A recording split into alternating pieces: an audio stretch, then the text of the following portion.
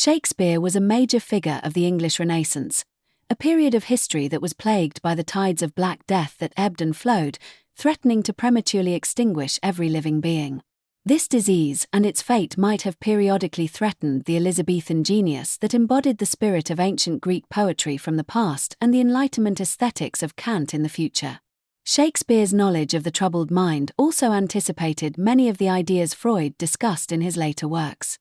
All the world's a stage, he claimed, and we are all actors playing our parts in a divine Delphic tragedy that offers us the hope that catastrophe can be avoided if only we could acquire sufficient knowledge of our own minds. His productions were not in the argumentative mode, as was the case with Plato's dialogues, but resembled more the cosmopolitan scenes of the ancient Greek agora and its ambivalent view of philosophy.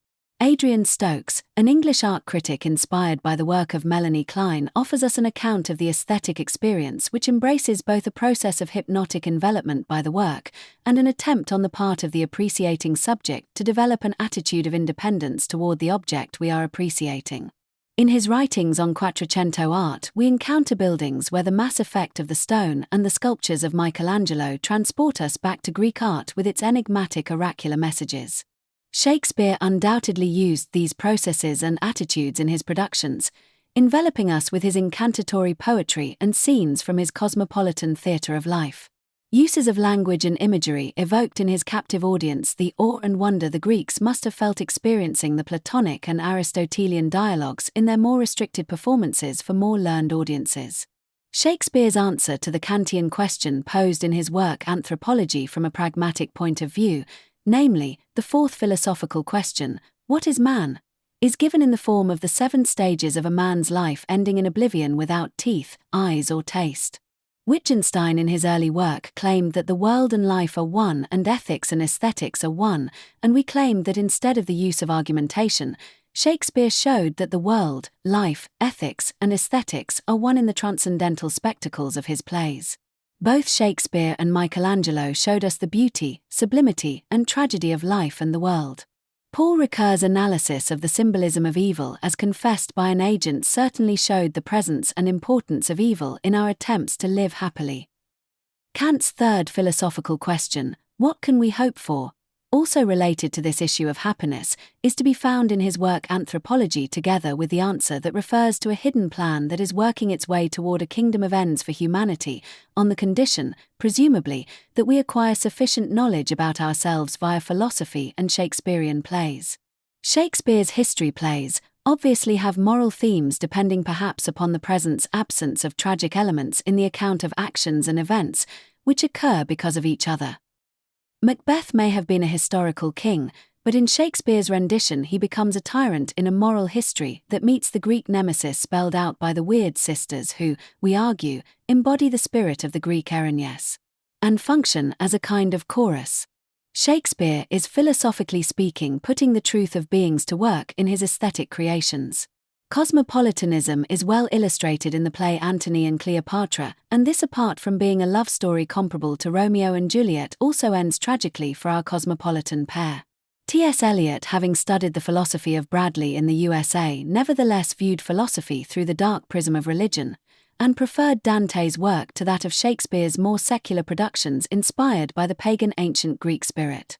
The Kantian reading of the Garden of Eden myth might share some religious concerns about man's narcissism, but might also celebrate man's free choice to shape his own fate at a greater psychic distance to Yahweh, the wrathful angry God looking for a chosen people. Dream images, like all images, stand in need of a context if they are to be interpreted correctly. Freud attempts to locate this context by reference to the psychological powers and susceptibilities used to produce these images. Shakespearean images are symbolic in a similar sense to the images of dreams. Philosophy is defined as a profound, symbolic, logical, and cultural activity, possessing a particular history, conceptual areas of exploration, and a unique methodology. Shakespeare's work is philosophical because the symbolism and aesthetic ideas we find embodied in his works not only recall the many meanings of being from Aristotle, but also foreshadow the metaphysics of nature and the metaphysics of morals we find in Kant's critical philosophy. Shakespeare is very secular in his use of symbolism, and this might have been one reason why the religious T.S. Eliot could not see the philosophical depth of Shakespeare's work. Rhetoric as an activity and a discipline was still alive and well during the time of Shakespeare, who could be seen to be elaborating upon the powerful rhetoric of the phronimos from ancient Greece. Rhetoric, Ricoeur points out, was due to diminish in importance after Hegel's influential preference for dialectical logic over the logos of Kantian critical philosophy. Metaphor was also an important linguistic tool in Shakespeare's writing and was an important element in the process of elaborating upon the ancient Greek concerns of psyche, arete, dike, aletheia, phronesis, and eudaimonia. Life and death, truth and treachery, light and dark, the body and the mind were all oppositions Shakespeare conjured with in the spirit of the Renaissance. This playfulness after the Dark Ages must have felt like the fresh air of freedom. The awe and wonder of the ancient Greeks for the many meanings of the sublime was not restricted to the religion of the Dark Ages, but looked forward to the Kantian idea of the sublime, which revered all great religions including ancient Egyptian Isis and the inscription at the Temple of Isis. I am all that is, and was, and that shall be, and no mortal hath raised the veil before my face. This spirit of freedom together with the Greek concern for justice produced a Shakespearean cosmopolitanism that Kant certainly embraced in his moral law, that practical idea of the kingdom of ends which was to be brought about by humanity daring to use its reason.